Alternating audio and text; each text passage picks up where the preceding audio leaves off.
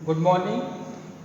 देखिए, chemistry practical start करने से पहले आज हम लोग जो है थोड़ा बेसिक चीज़ों पे डिस्कस करेंगे।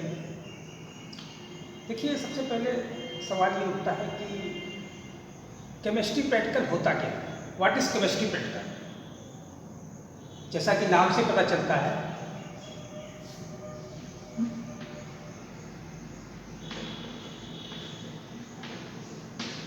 केमिस्ट्री, अगर इसको हम डिवाइड कर दें, तोड़ दें, क्या हो जाएगा?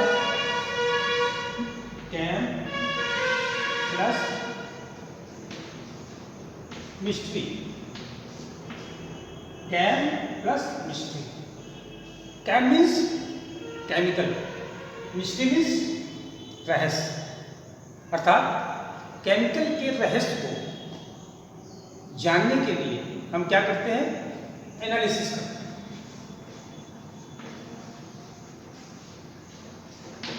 या विश्लेषण करते हैं, हिंदी में विश्लेषण करते हैं। बस इसी को हम प्रैक्टिकल करते हैं, इसको बोलते हैं केमिस्ट्री प्रैक्टिकल। यही हमारा प्रैक्टिकल है। लैब में क्या करते हैं? टेस्ट करते हैं। सपोज मान लीजिए किसी आपको कुछ केमिकल्स दे दिए जाएं या साल्ट दे दिए जाएं, तो लैब में क्या करेंगे? उसको टेस्ट करेंगे। पहले छू के देखेंगे, सूंघ के देखेंगे। चखने के लिए मैं नहीं कहूँगा, चखना नहीं आपको। उसके बाद उसको हाथ में रगड़ के देखेंगे, सूंघेंगे, या उसको फिर नाप के देखेंगे, तौल के देखेंगे, हैं? या फिर उसको गर्म करके देखेंगे, या पानी में घोल करके देखेंगे, गर्म पानी में घोल के देखेंगे, या किसी एसिड्स में घोलेंगे, किसी एसिड में घोल के देखेंगे। तो इस तरह डिफरेंट आप क्या करेंगे? टेस्ट करेंगे, एनालिसिस करेंगे। बस वही हमारा जो है केमिस्ट्री प्रैक्टिकल। तो लैब में हमको बस यही करना है, यही हमारा प्रैक्टिकल है। तो समझ में आ गया कि व्हाट इज केमिस्ट्री प्रैक्टिकल। देखिए, there are different types of analysis. बहुत प्रकार की एनालिसिस होती हैं, आप लोगों ने किया भी होगा। जैसे मिक्सचर एनालिसिस या साल्ट एनालिसिस बोलते हैं। क्या बोलते हैं? मिक्सचर एनालिसिस, मिक्सचर एनालिसिस या साल्ट एनालिसिस। साल्ट एनालिसिस, इसमें क्या होता है कि कुछ मिक्सचर या साल्ट जो है, कुछ साल्टों का मिक्सचर बना लिया जाता है। उसके बाद हम इसको टेस्ट करते हैं। 0 group, first group, second group, इस तरह ग्रुप्स होते हैं। और उसमें हम लोग रेडिकल्स निकालते हैं, बेसिक रेडिकल, एसिडिक रेडिकल। ठीक है, तो ये मिक्सचर एनालिसिस। दूसरा होता है वॉल्यूमेट्रिक एनालिसिस। वॉल्यूमेट्रिक एनालिसिस, इसमें क्या करते हैं? इस analysis we analyse on the basis of volume. आयतन के आधार पर हम एनालिसिस करते हैं। तीसरा होता है ग्रेविमेट्रिक एनालिसिस।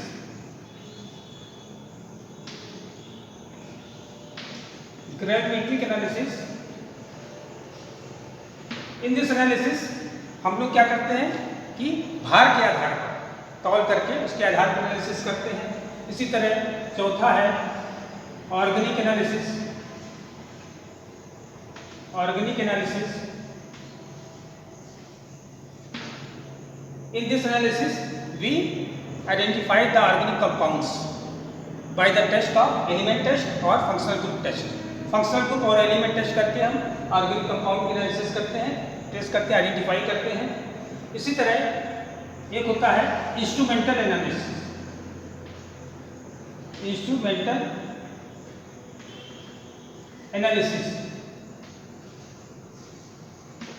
इस एनालिसिस में क्या करते हैं? इंस्ट्रूमेंट की सहायता से हम एनालिसिस करते हैं।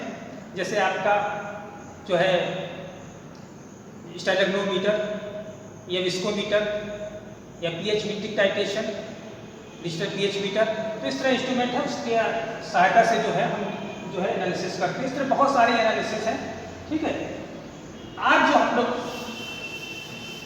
पढ़ेंगे, समझेंगे, वो एनालिसिस है हमारी वॉल्यूमेट्रिक एनालिसिस। वॉल्यूमेट्रिक एनालिसिस,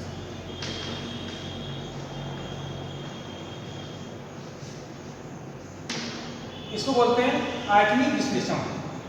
आयतनिक विश्लेषण मतलब कि आयतन के आधार पर हम एनालिसिस करते हैं, उसे बोलते हैं आयतनिक विश्लेषण। ठीक है, अब इसको जानने के लिए सबसे पहले चीज, थोड़ा सा बेसिक चीज हम लोग जान लें कि देखिए सॉल्यूशन नाम सुना होगा आपने, सॉल्यूशन। What is solution? विलयन जिसे बोलते हैं हिंदी में, व्हाट इज सॉल्यूशन? देखिए सॉल्यूशन जानने से पहले हम दो चीज जान लें, एक होता है सॉल्यूट और दूसरा होता है solvent. What is solute and what is solvent? Solute क्या है? The substance which is mixed और dissolve in less amount is called solute. जो कम मात्रा में डिजॉल्व होते हैं या मिक्स होते हैं उन्हें सॉल्यूट बोलते हैं।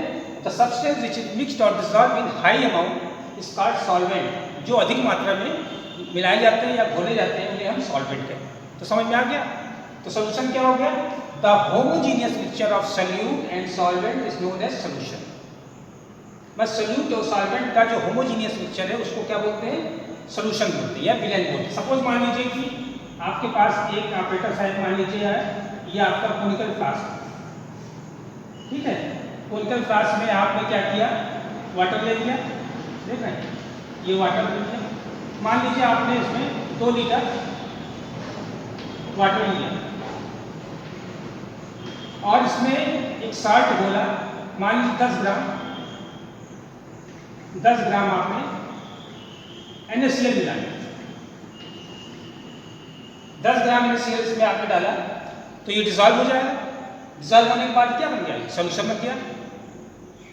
2 लीटर पानी में 10 ग्राम आपने NaCl मिलाया और घोल दिया तो ये घुल जाएगा, होमोजीनियस भी हो जाएगा। होमोजीनियस मतलब कि जो कंसंट्रेशन इसकी यहाँ पे है वही यहाँ पे होगी, वही यहाँ, मतलब सेम होगी कंसंट्रेशन, हर जगह सेम कंसंट्रेशन होगी, तो होमोजीनियस हो गया और सॉल्यूशन तैयार हो गया। अगर हम पूछें आपसे कि इसकी स्ट्रेंथ क्या होगी, व्हाट इज स्ट्रेंथ, इसकी स्ट्रेंथ क्या होगी?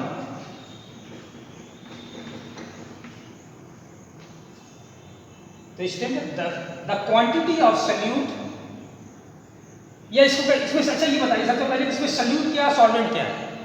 सॉल्यूट क्या हुआ? सॉल्यूट तो ये हुआ, ये सॉल्यूट हो गया क्योंकि ये इसकी मात्रा कम है, और सॉल्वेंट क्या हो गया? ये इसकी मात्रा हो गई, ये सॉल्वेंट हो गया क्योंकि इसकी मात्रा अधिक है। इसकी मात्रा कम है, ये सॉल्यूट हो गया, और ये क्या हो गया? सॉल्वेंट हो गया, इसकी मात्रा अधिक है। अब हम इससे पूछे कि आप इसकी स्ट्रेंथ क्या होगी? The quantity of solute in gram dissolve in 1 litre of solvent. मतलब कि सॉल्यूट की वो मात्रा जो 1 लीटर पानी में घुल जाती है, विलेय है, उसे हम क्या बोलते हैं? स्ट्रेंथ बोलते हैं। तो ये 10 ग्राम 2 लीटर में घुला है तो 1 लीटर में कितना होगा? 5 ग्राम, 5 ग्राम पर लीटर। देखिए स्ट्रेंथ जो है हमेशा ग्राम पर लीटर में ना, ये इसकी यूनिट है, ग्राम पर लीटर, या इसको भी हम मिलीग्राम पर लीटर भी कहते हैं। मिलीग्राम पर लीटर में भी नाप सकते हैं इसको। मिलीग्राम, ग्राम को मिलीग्राम में करने के लिए क्या करेंगे? ग्राम कर देंगे 1000 से, ये हो जाएगी 5000 मिलीग्राम पर लीटर। 5 ग्राम पर लीटर या 5000 मिलीग्राम पर लीटर, या इसको लिख सकते हैं 5000 ppm, पार्ट्स पर मिलियन। क्या बोलते हैं? ppm, पार्ट्स पर मिलियन। तो ये यूनिट्स हैं स्ट्रेंथ की। ग्राम पर लीटर में नाप सकते हैं, मिलीग्राम पर लीटर में, या ppm में। तो इस तरह आपने देखा कि हम जो है समझ गए कि सॉल्यूशन क्या होता है और स्ट्रेंथ क्या होती है। ठीक है, अब समझ लें पहले कि सबसे पहले देखिए अब हम क्या करेंगे वॉल्यूमेट्रिक एनालिसिस में। सबसे पहली चीज़ है कि हम लोग सीख लें टाइट्रेशन क्या होता है, क्योंकि वॉल्यूमेट्रिक में टाइट्रेशन जो है कराते हैं हम लोग, ज़्यादातर एक्सपेरिमेंट हमारे जो है टाइट्रेशन के ही, इसे हिंदी में बोलते हैं अनुमापन। अनुमापन हमको जो ज़्यादातर एक्सपेरिमेंट जो करेंगे वो है टाइट्रेशन। टाइट्रेशन होता क्या है? देखिए टाइट्रेशन जानने से पहले 2 चीज़ जान लें। देखिए टाइट्रेशन जो है होते तो बहुत तरह के सॉल्यूशंस हैं, लेकिन जो हम लोग मेनली यूज़ करेंगे टाइट्रेशन में 2 तरह के सॉल्यूशन यूज़ करेंगे। पहला है नॉन सॉल्यूशन,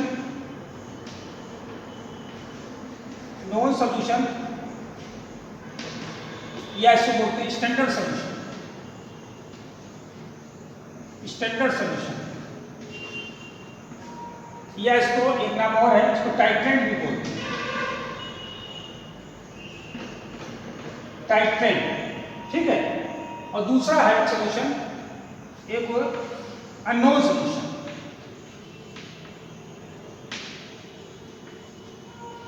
अननोन सॉल्यूशन, इसे टाइट्रेंट बोलते हैं। तो सब टाइट्रेशन जो है हमेशा दो सॉल्यूशन के बीच में होता है, एक नॉन सॉल्यूशन या स्टैंडर्ड सॉल्यूशन या टाइट्रेंट, दूसरा अननोन सॉल्यूशन या टाइट्रेंट। नॉन सॉल्यूशन क्या है? द सॉल्यूशन हुज नॉर्मलिटी और strength is known is called non solution. जिस सॉल्यूशन की नॉर्मलता या उसकी स्ट्रेंथ हमें पता है उसे नॉन सॉल्यूशन बोलते हैं, और जिस सॉल्यूशन की नॉर्मलता या स्ट्रेंथ हमें नहीं पता है उसे अननोन सॉल्यूशन बोलते हैं। The solution whose normality is not known is called unknown solution. तो समझ में आ गया? टाइट्रेशन जो हमेशा दो सॉल्यूशन के बीच में होता है, नॉन सॉल्यूशन और अननोन सॉल्यूशन। समझ में आ गया? और नॉर्मलता क्या होती है? नॉर्मलिटी, देखिए दो चीज और समझ जाइए। नॉर्मलता, नॉर्मलिटी, नॉर्मलिटी और मोलरिटी, नॉर्मलता और मोलरिटी। नॉर्मलता क्या है? It is the number of gram equivalent weight of solute dissolve in 1 litre of solvent. 1 litre solvent में कितने number of gram solute dissolve है उसे बोलते हैं नॉर्मलता या normality, and it is denoted by capital N, and it is denoted by capital N. And molarity is the quantity of, it is the number of gram mole of solute dissolved in 1 liter of solvent. It is the number of gram mole of solute dissolved in 1 liter of solvent is known as molarity, and it is denoted by capital M. इसको M से प्रदर्शित करते हैं और इसको N से प्रदर्शित करते हैं, ठीक है। तो इससे समझ में आएगा कि मोलरिटी क्या, what is molarity and what is normality. अब हमने बताया कि टाइट्रेशन जो हमेशा दो सॉल्यूशन के बीच में होता है, नॉन सॉल्यूशन और अननोन सॉल्यूशन। तो ये चीज जान लें आप। देखिए टाइट्रेशन जो है हमने जैसे बताया है कि आपको टाइट्रेशन करना पड़ेगा। टाइट्रेशन जो है एक प्रोसेस है जिसमें नॉन सॉल्यूशन की सहायता से अननोन सॉल्यूशन की हमें स्ट्रेंथ या नॉर्मलिटी ज्ञात करते हैं, स्ट्रेंथ या नॉर्मलिटी ज्ञात करते हैं, उसे क्या बोलते हैं? टाइट्रेशन बोलते हैं। मतलब कि ये विधि है। तो titration is a process in which we determine the normality और strength of unknown solution with the help of known solution. मतलब नॉन सॉल्यूशन की सहायता से अननोन सॉल्यूशन की नॉर्मलता या स्ट्रेंथ ज्ञात करने की विधि को हम टाइट्रेशन कहें। समझ में आ गया? तो टाइट्रेशन जो है हमेशा ब्यूरेट और पीपेट के बीच में होती है। ब्यूरेट, इसके लिए जो ऑपरेटर्स एरिया में एक ब्यूरेट चाहिए और एक कोनिकल फ्लास्क चाहिए। देख रहे हैं, ब्यूरेट है, कोनिकल फ्लास्क है, इस पे स्केल बनी होती है 0, 1, 2 इस तरह 50 तक रहती है, और ये कोनिकल फ्लास्क है। देख रहे हैं? तो टाइट्रेशन जो हमेशा ब्यूरेट और पीपेट और कोनिकल फ्लास्क, बीकर, फनेल इत्यादि की आवश्यकता होती है। ऑपरेटर सभी हम दिखाएंगे आपको। तो ब्यूरेट में हमेशा क्या करते हैं? नॉन सॉल्यूशन है, मतलब कि जिस सॉल्यूशन की हमें नॉर्मलता या स्ट्रेंथ पता है। मान लीजिए ये नॉन सॉल्यूशन हमने ब्यूरेट में नॉन सॉल्यूशन भर लिया, इसमें नॉन सॉल्यूशन भर लेंगे तो नॉन सॉल्यूशन है तो उसकी नॉर्मलता पता होगी, मान लीजिए 5 है, ठीक है। और कोनिकल फ्लास्क में हम जो है अननोन सॉल्यूशन है, कोनिकल फ्लास्क में अननोन सॉल्यूशन, अननोन सॉल्यूशन है, ठीक है। और ब्यूरेट में क्या लिया? नॉन सॉल्यूशन, नॉन सॉल्यूशन, या इसे बोलते हैं टाइट्रेंट, टाइट्रेंट, और इसमें टाइट्रेट। इसमें मान लीजिए हमने नॉन सॉल्यूशन अननोन सॉल्यूशन लिया 25 ml, 25 ml, सपोज ये V1 हो गया, ठीक है, हमने ले लिया। अब हम क्या करेंगे? इसमें एक इंडिकेटर मिलाएंगे,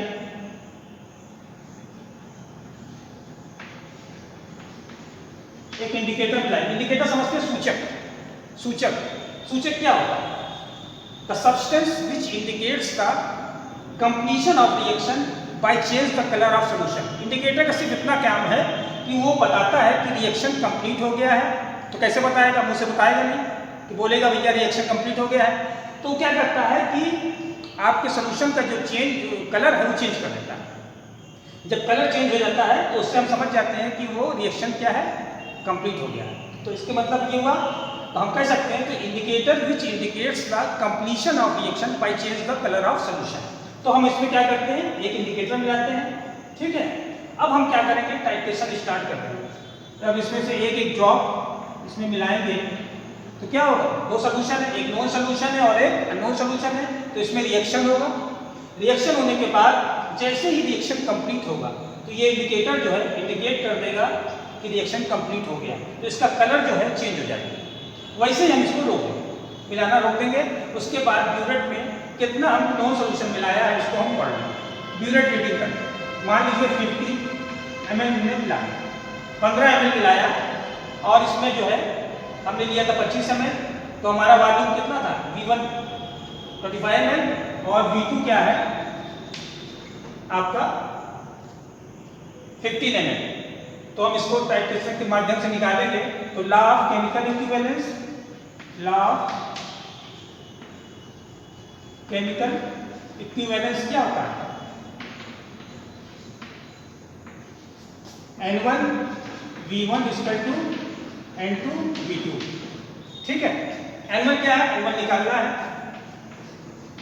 V1 क्या है, 25 ml लिया है और N2 क्या है, नॉर्मेलिटी 5 ml है, इसको 5 कर दिया। और V2 क्या है, 15 ml हमने नो सोल्यूशन इस्तेमाल किया है तो इसको 15 ले लिया। तो इस तरह हमने N1 निकाल दिया, कितना हो गया, ये हो जाएगा 5 × 15 बटे 25, तो N1 इक्वल टू 3। इस तरह हमने निकाल दिया। तो हमने देखा कि नॉन सोल्यूशन की सहायता से अननोन सोल्यूशन की हमने नॉर्मेलिटी निकाली, देख रहे ना। अब इसकी हमको नॉर्मेलिटी पता चल गई 3 है, तो हम स्टेप भी निकाल सकते हैं, स्टेप भी निकाल सकते हैं। स्टेप इक्वल टू होता है नॉर्मेलिटी इनटू इक्विवेलेंट वेट।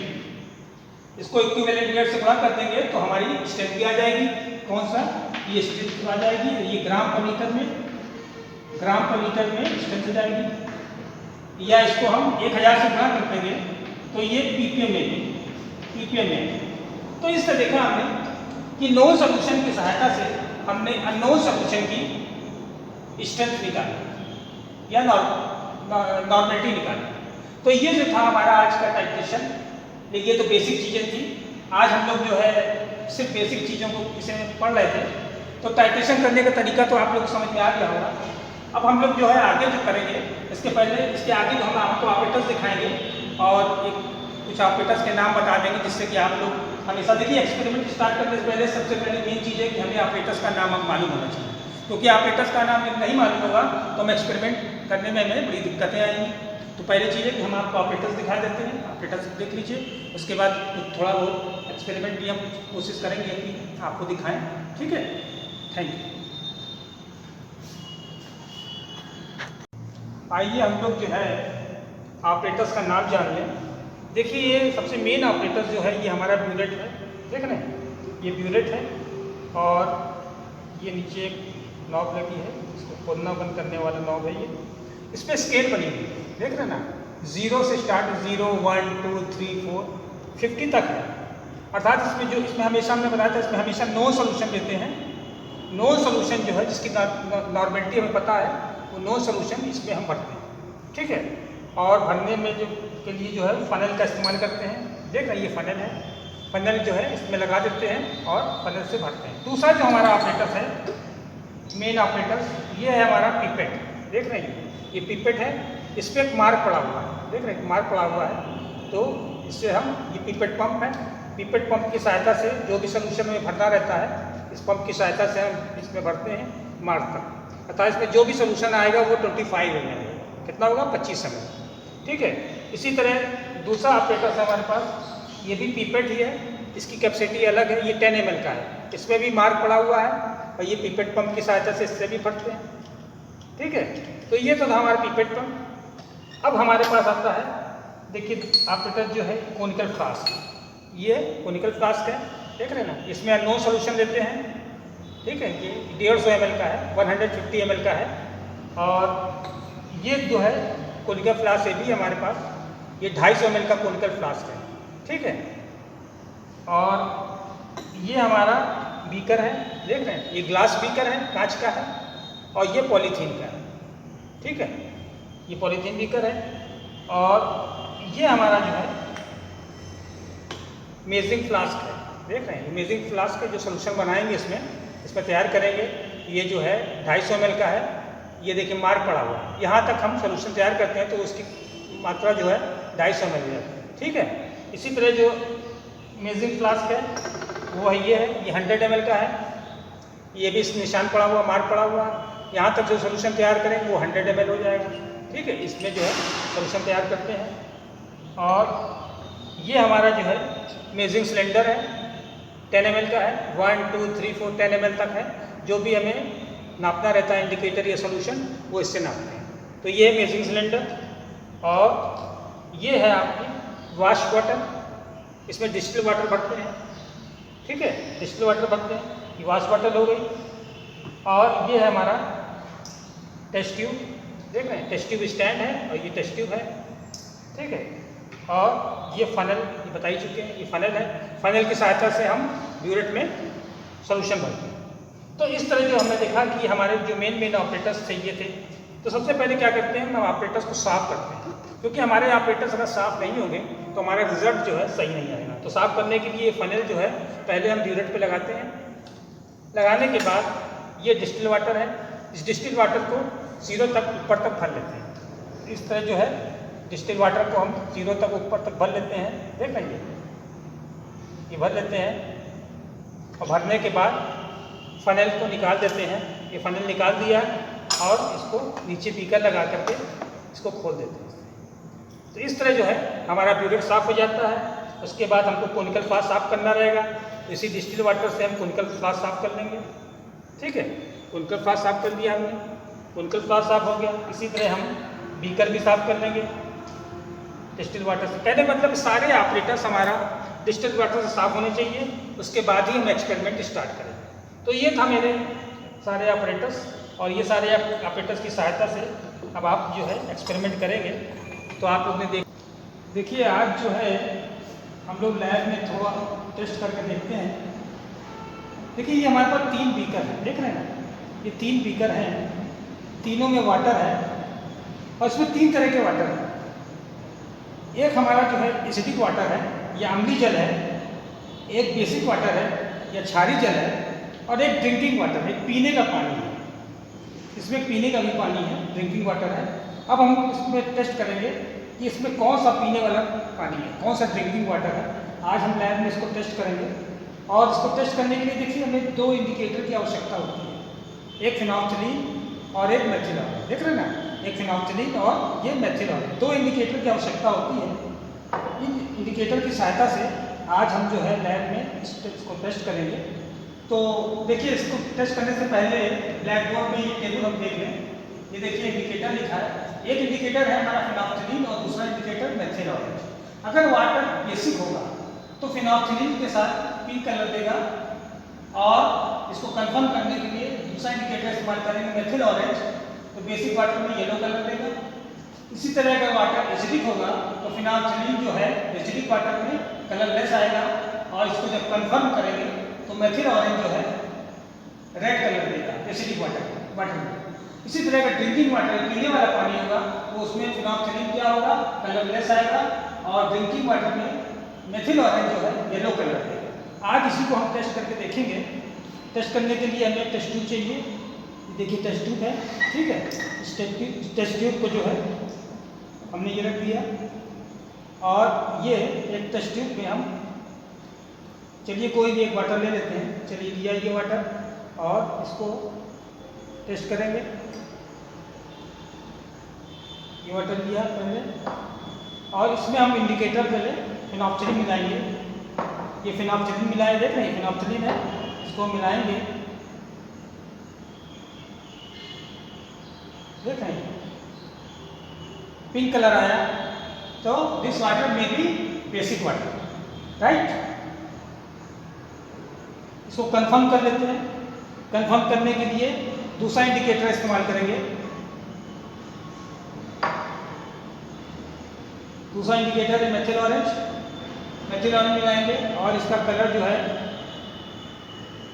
देख रहे हैं येलो आ गया। It means this is basic water, right. तो ये बेसिक वाटर हो गया। अब हम क्या करेंगे, दूसरे वाटर को चेक कर लेते हैं। ये वाटर है, इसको देखें, ये हमने ले लिया टेस्ट ट्यूब में और फेनोक्सिलिन मिलाया।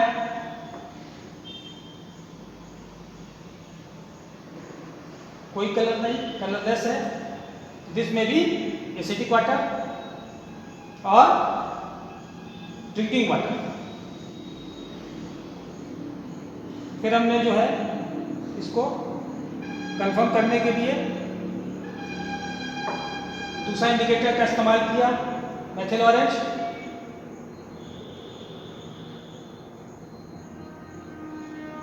Red, it means this water is acidic water. देख रहे रेड आ गया, देख रहे। अब तीसरा है, इसको भी टेस्ट कर लेते हैं।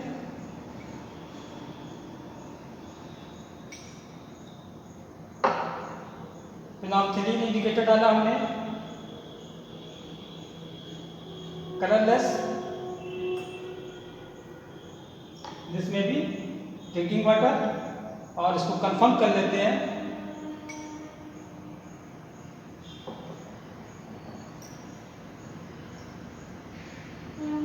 येलो, तो ये आपका ड्रिंकिंग वाटर कंफर्म हो गया। तो दिस इज ड्रिंकिंग वाटर। इस तरह समझ में आ गया कि ये ड्रिंकिंग वाटर है, पीने वाला पानी है, और ये आपका बेसिक वाटर था, और ये एसिडिक वाटर था, और ये ड्रिंकिंग वाटर, पीने वाला पानी। तो इस तरह हमने लैब में आज टेस्ट करके देखा कि बेसिक वाटर, ड्रिंकिंग वाटर और एसिडिक वाटर। ठीक है, थैंक यू।